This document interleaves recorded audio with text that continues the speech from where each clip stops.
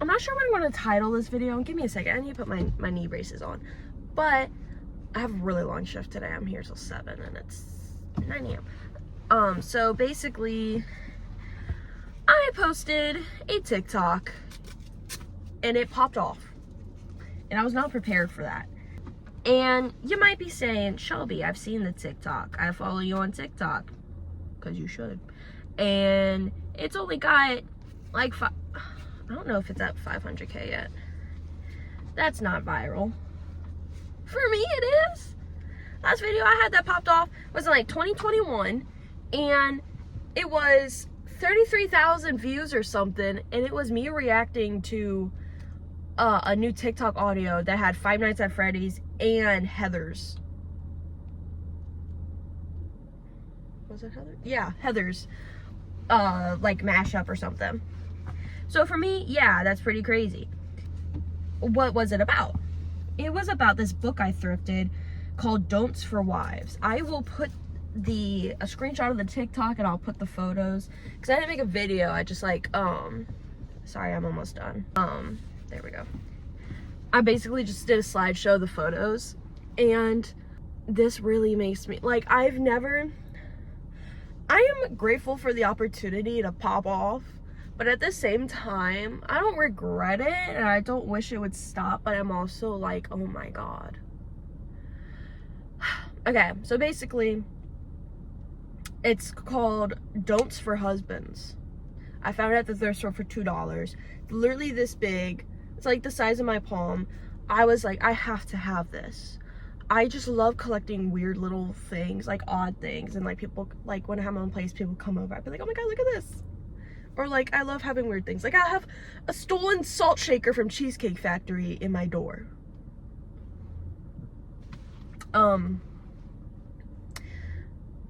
So that's just like me, right? And I was like, oh my God, this is so cute. Let me post it on TikTok. And it's from 1913. It's the original published date. So I posted it. It's popping off. I think it's almost got like 500,000 views right now. And every time I open TikTok, it's like 30 new followers, 2,000 likes, and then it's like at least 30 more comments. Now, we're going to talk about the comment section. We're going to talk about anti-intellectualism. Yeah, basically just that. What the fuck is wrong with me? And illiteracy. So, it started off well. Lots of, oh my God, this is so cute. And one girl, I still think about it because it's so funny to me, like imagining this in my head. She's like, I just read these pages to my husband in a oh my God, I can't talk. A transatlantic accent. I was like, I need video footage of that. That sounds so funny. So, like, I got a lot of good feedback and a lot of people loving it. And then, of course, you get the incel omega bitch baby, you know, who's like, oh, this is slop. Or I have some that's like, oh, this actually wasn't, women back in that time actually loved blah blah blah. And a lot of people were wanting more pages, so I posted a part 2, which only got like 900 views. So it's kind of interesting how one video will pop off and then you make something related to it and then it doesn't pop off. Same audio and all. So the algorithm is just really weird. And I in that caption of the second video, I put more information because I really deep dived. I looked into the author, Blanche Ebbett, I believe her name was. And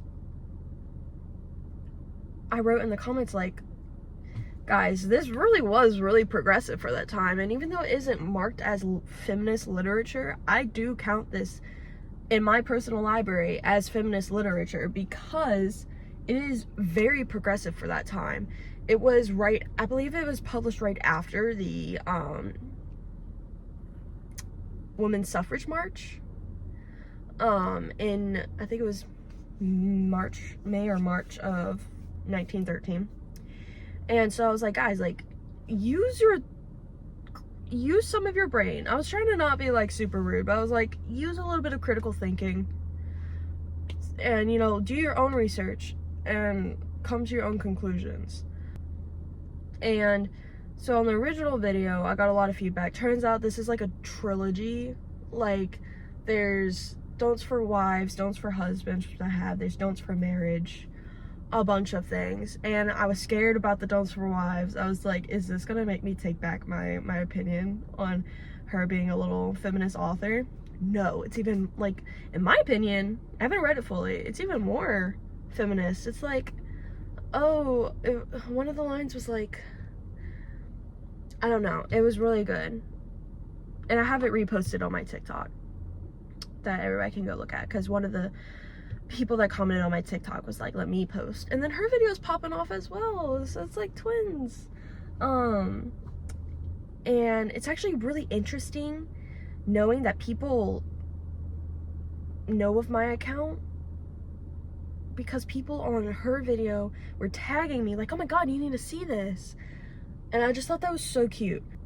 Queen Asteria, or whatever her at is, the girl who does all the like fantasy videos with the crown reviews and whatnot, she liked and favorited it. Nina Liu, who played, I think, she played in like Bunked, or a few of the Disney shows that I used to watch when I was a little bit older and I was kind of like getting off of Disney. I remember her, she saw it, that was really cool. Like, seeing like who liked and whatnot. But let's talk about, you know, the whole, also, first off, why couldn't my YouTube videos pop off? Or also my other TikToks where I'm super fucking funny. I'm gonna need y'all to get on that, help me here. I had a abundance, Haley, if you're watching this, which I don't think you watch my videos, that word is for you. A abundance of comments being like, who's the author? When was this published? Is this still out today? If you go watch that TikTok, the first slide is just the cover. The second slide, guess what it is? The author's name, the publishing date. I did not respond to those comments. I responded to all the positive comments. You can tell anything I didn't respond to was pretty much intentional. Until like after a few days. After a few days of literally having constant comments to respond to, I just gave up and I don't really like respond or engage right now. But what? If you swiped once and just used that little brain up here in your noggin, you would clearly see the author's name. Now, I did get a lot of comments thinking, like, speaking about the author as if they thought she was a man. Like, oh my god, this is so crazy. Like, this man must have really loved his wife. Which, okay, at first, for a split second, before I opened the book, I thought it was for a man. I thought it was written by a man. And then I just opened the book and then used some brain power. I was like, okay, this is clearly written by a woman. So we had a few people not use their brain, and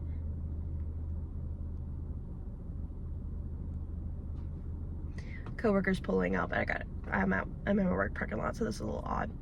But I had a few people use their brain and respond to those comments basically for me and be like, well, it's clearly written by women. Or somebody was like, literally posted a screenshot of the first slide, like the second slide, being like, so it clearly states right here the author's name.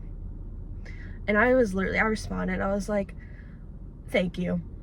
I'm really not trying to be a bitch in this comment section, but I genuinely cannot respond to every single stupid message. Like, just use a little bit of your brain power, babes.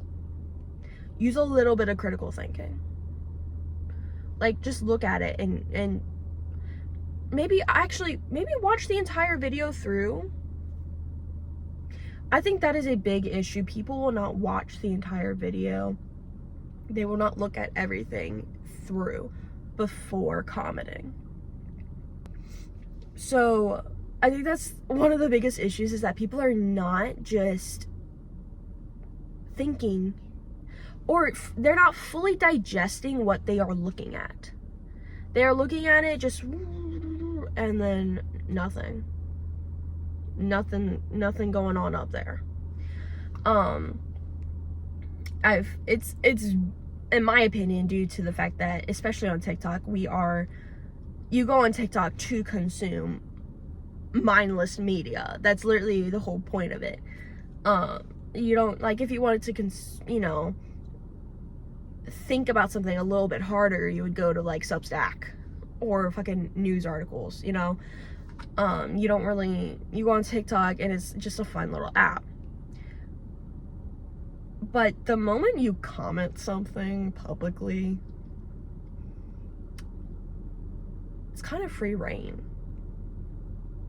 Now, I really don't like when people are like, oh, like, you're fucking stupid. I'm never gonna ever say that. Well, but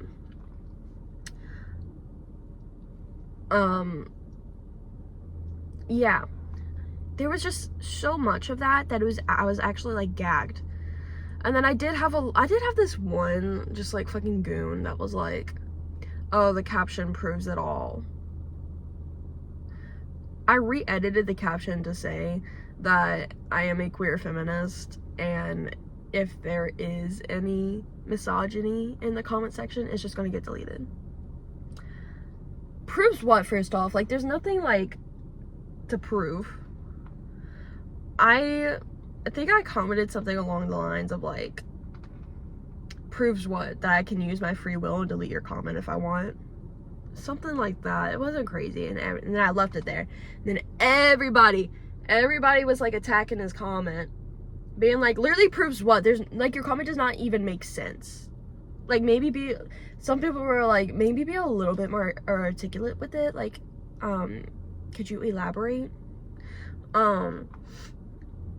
It was kind of fun. And then of course I had some people egging them on, things like that. But guess what? I just deleted it because I can. And they got really butthurt about that. A few people did get really butthurt about the fact that I just deleted comments, which is really crazy to me, because on one argument they're like, oh, I have free speech, I can comment what I want. And you're like, okay, cool. This is not a fucking lawyer's office. This is TikTok. I have free will. I'm gonna delete your comment if I want. Yes, if you go on TikTok, if you go on social media, you have to be open to criticism. But if it's just mindless, like, misogyny, sexism, like, incel shit, I'm gonna delete it. Because I can. Womp womp. Like, I don't get it. Because, like, even say if I don't think I've ever gotten into a comment argument, because I don't really post much, because I also know, like, I can think opposing thoughts and not have to comment on it, because I'm a grown adult. But, or like, there's this whole thing going on about, like, white women are posting their favorite, like, black women hairstyles, like what they see on black women, and they're like, okay, like, you're eating, like, okay, I'm obviously not a black person, I'm not a person of color, I cannot say anything about their side. Whatever happens is just girls lifting up other girls.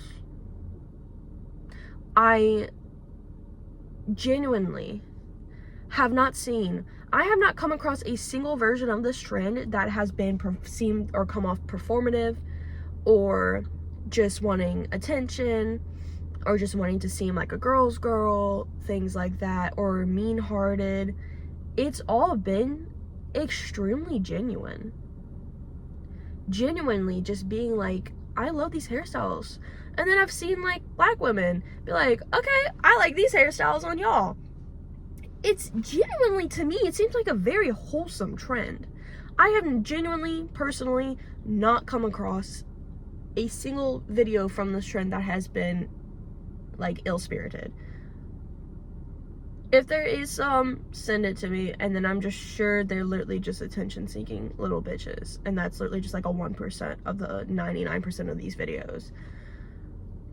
So it's just a lot of, also, there's these videos going around of people trying to speak for a minute without using filler words. I don't know if I could do it. I should try.